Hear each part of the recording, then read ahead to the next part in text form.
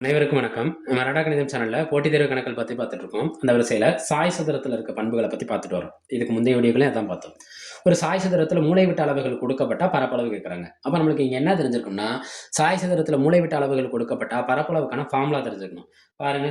அப்ப சாய் சதுரத்தின் பரப்பளவு சாய் சதுரத்தின் பரப்பளவு யாரை பேஸ் பண்ணி? மூலைவிட்ட அளவுகளை பேஸ் பண்ணி. மூலைவிட்டம்னா இங்கிலீஷ்ல என்ன சொல்லணும்னா டயகனல்னு சொல்லுவோம். அதோட ஃபர்ஸ்ட் லெட்டர் என்ன? டி.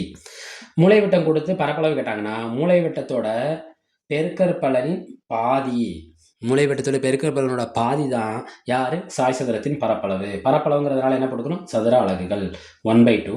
என்னென்ன மூலைவிட்டம் இருக்கு? ஒன்று 24, இன்னொன்று என்ன? 32. அடிப்போமா? 2 2 2 2 4. அப்போ 12 பெருக்கல் 32. இந்த 12 32 பெருக்கணும். 2 2 4 2 3 6 2 2 3 3 4 8 3. அப்போ என்ன கிடைச்சிருக்கு நம்மளுக்கு? 384 சென்டிமீட்டர் ஸ்கொயர்டு. என்னது? பரப்பளவு. இப்போ மூலைவிட்டம் கொடுத்து பரப்பளவு கேட்டால் என்ன ஃபார்முலா? மூலைவிட்டங்களோட பெருக்கற்பலனின் பாதி. பாதி தான் என்னது? நம்மளுக்கு 1/2. இது கொடுத்துருக்க ஆப்ஷன் எங்கே இருக்குது? ஆப்ஷன் சியில் இருக்குது. அப்போ சாய் சதுரத்தோட பரப்பளவுக்கான ஃபார்முலா மூலைவிட்டம் வழியாக நம்ம படித்து வச்சுக்கணும். நம்ம மராடா கணிதம் சேனலை சப்ஸ்கிரைப் பண்ணுங்கள், சப்போர்ட் பண்ணுங்கள், ஃப்ரெண்ட்ஸ் அண்ட் ஃபேமிலிக்கு ஷேர் பண்ணுங்கள். நன்றி.